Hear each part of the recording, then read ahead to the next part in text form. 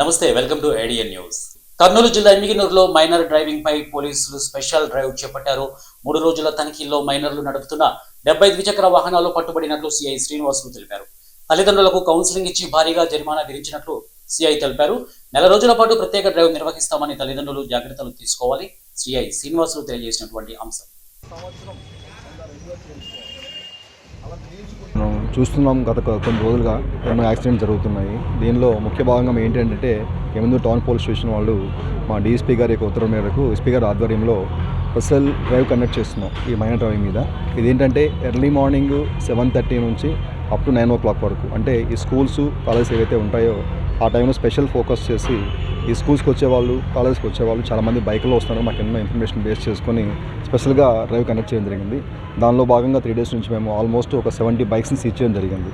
మనకు అంతా మైనర్స్ కాబట్టి ముందు వాళ్ళు ప్రొడ్యూస్ చేయలేకపోతున్నాము.